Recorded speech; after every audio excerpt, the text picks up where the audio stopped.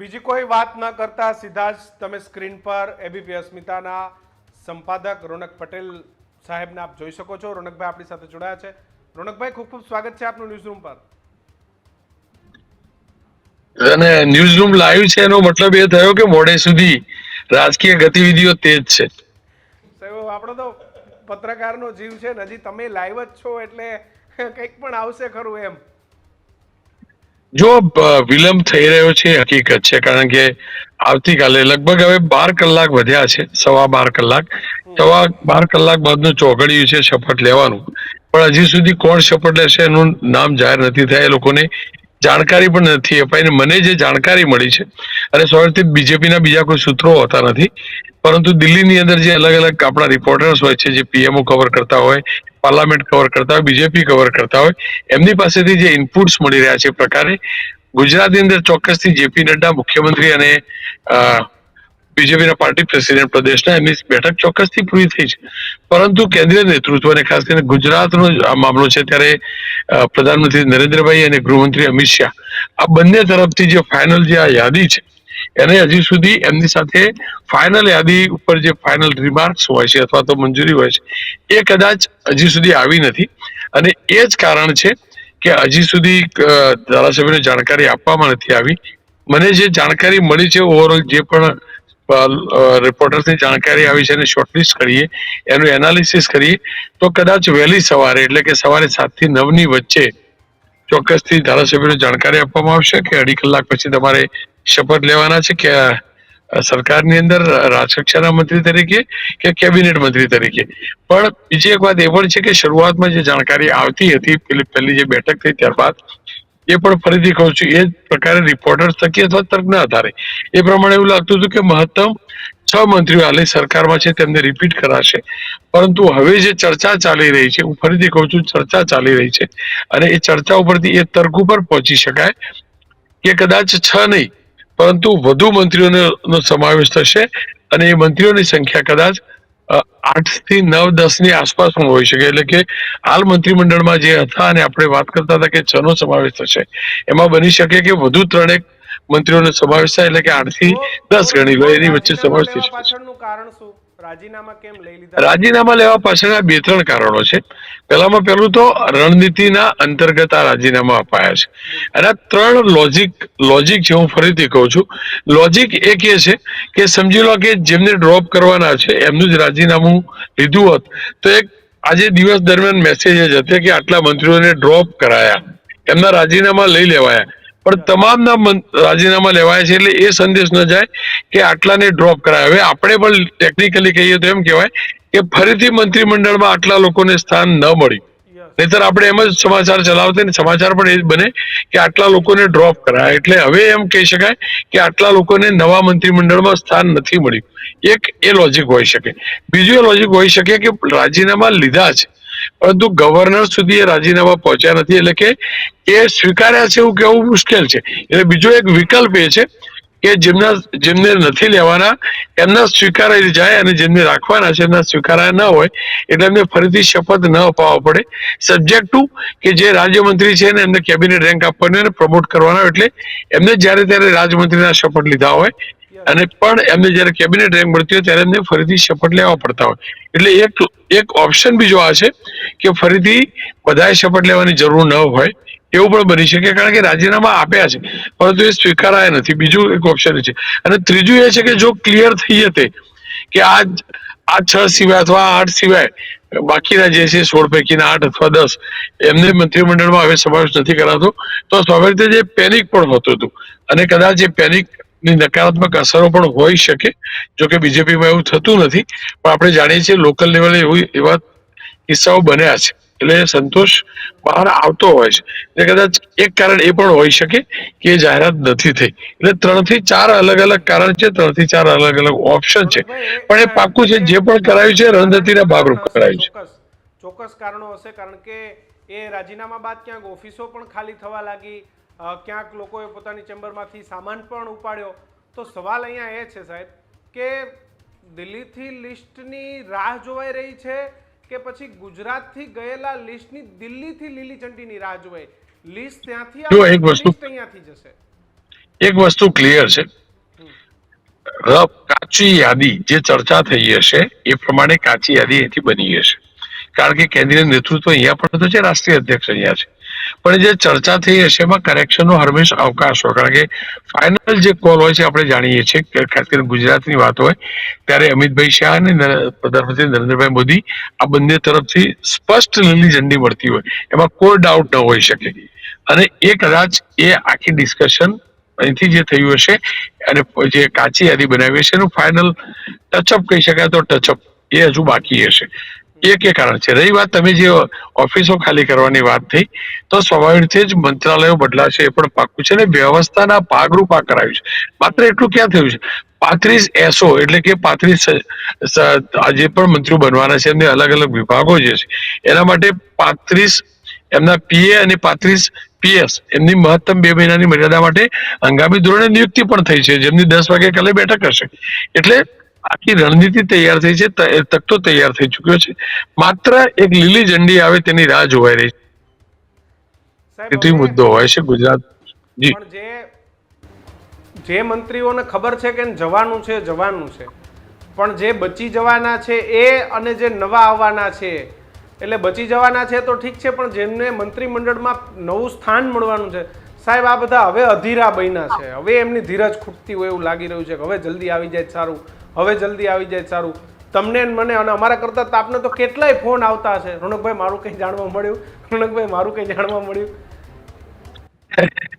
કિશન, વાત એ છે કે અધીરાય ચોક્કસથી હોય, પણ તમે બીજી રીતે વિચારો ને કે જેને ખબર છે કે મને ડ્રોપ કરી શકે એ પણ તો ખુશ થતો, એને તો રાહત હશે જ્યાં સુધી ના આવે ત્યાં સુધી, એ પણ તો હકીકત છે, વેન્ટિલેટર હટે નહીં ત્યાં સુધી તો એ વ્યક્તિ જીવંત ને, પોલિટિકલ વેન્ટિલેટર હટ્યું નથી જ્યાં સુધી બધા લોકોને કઈ નથી, પણ એ પાક્કું છે, સાચી રિંગ હું સમજુ છું ત્યાં સુધી સવારે આવશે.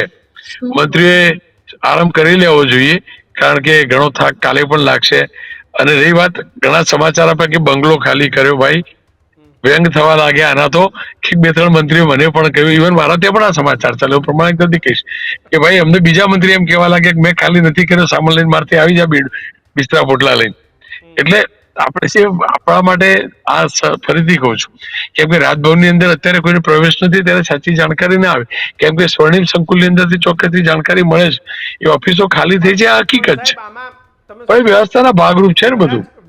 વિવાદિત મંત્રીઓએ ખાલી કરી હોત ને તો આપણે માની લેત, બચુ ખાબડે ખાલી કરી હોત તો આપણે માની લેત, એમના તો પેટનું પાણી ના આવેલું, ન ઓફિસ ખાલી કરી, કે આવ્યા નહીં કે દેખાણા નહીં, અને જે આપણને લાગે કે નહીં આ રિપીટમાં નામ હતું, અને એમની ઓફિસ ખાલી થવા લાગે એટલે મીડિયાને પણ કુતૂહલ થાય કે કેમ આવું.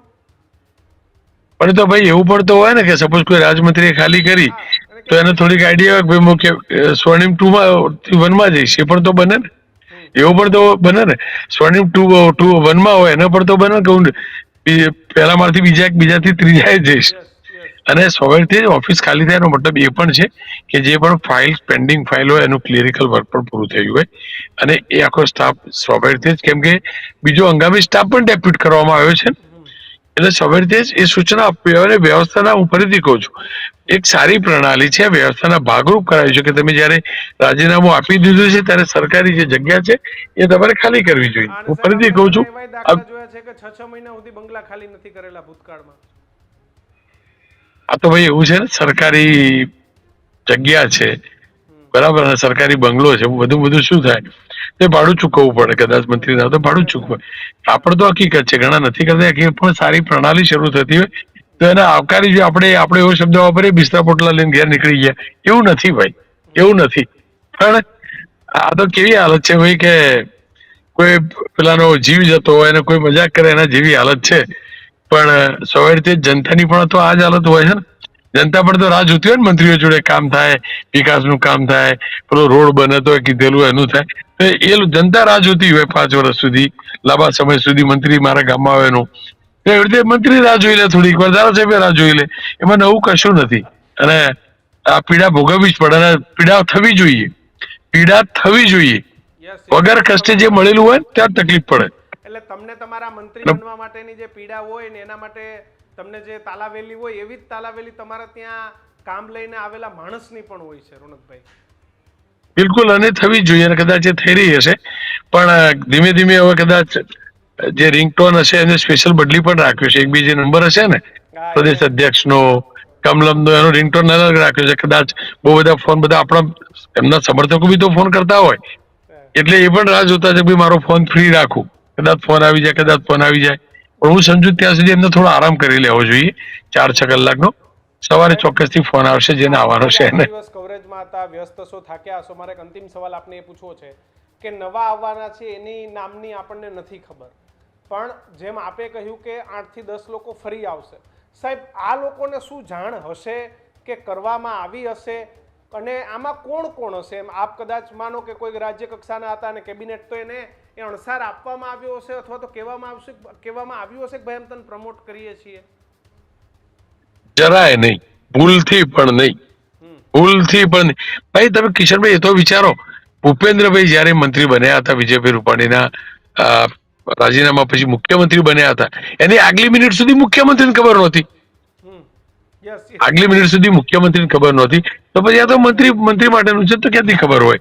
એટલે હું જરાય નથી માનતો કે એમને કહેવામાં આવ્યું હશે. હા, પોતપોતાની રીતે લોકો લોબિંગ કરતા હોય, હકીકત છે ને, સહજ છે લોબિંગ કરતા હશે બધા, અને જેમને લોબિંગ કર્યું છે એમને ફોલો પણ લેતા હશે.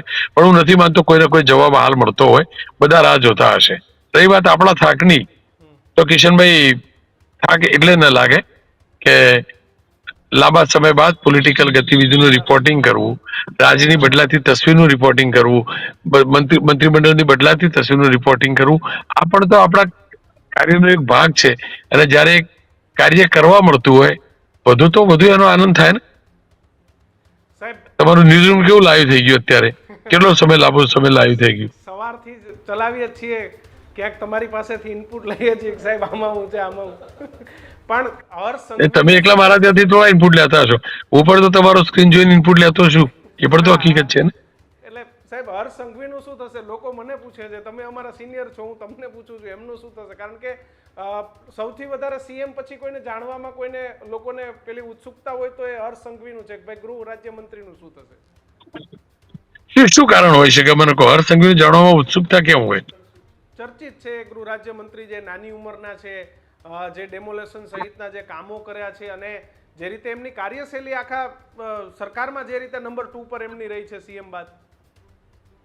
બસ જુઓ, તમે જે વાત કરી એમાં તમારા સવાલનો જવાબ આવી ગયો.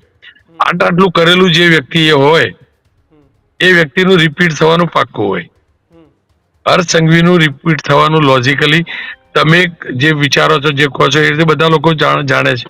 બધા લોકો કહે છે કે ઇફિશિયન્ટ મિનિસ્ટર છે, યંગ મિનિસ્ટર છે, એનર્જેટિક મિનિસ્ટર છે. તો સ્વાભાવિક રીતે જ હું જે સમજુ છું એ પ્રકારે, હું તર્કના આધીન સમજુ છું તે પ્રકારે, તમારા જેવા મિત્રો સાથે ચર્ચા કરતા એના આધારે સમજુ છું એ પ્રકારે હર્ષ સંઘવી રિપીટ થશે એ નિર્વિવાદિત છે. બિલકુલ સાહેબ, જોડાવા બદલ આપનો ખૂબ ખૂબ આભાર. Thank you. તો હજુ પણ તમામ લોકો મંત્રીમંડળ પર મીટ માંડીને બેઠા છે.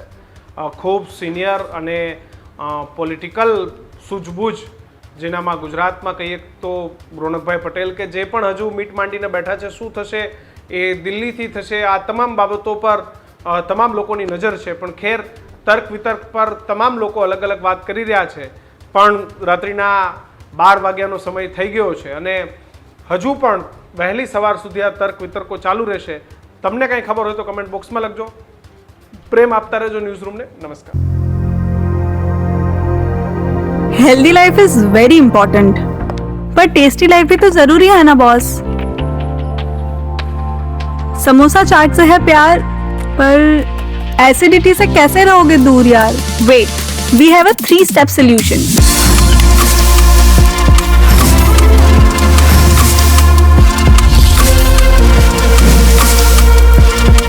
विट्रिशियन ओरल स्ट्रिप, क्योंकि टेस्टी लाइफ भी तो जरूरी है ना बॉस.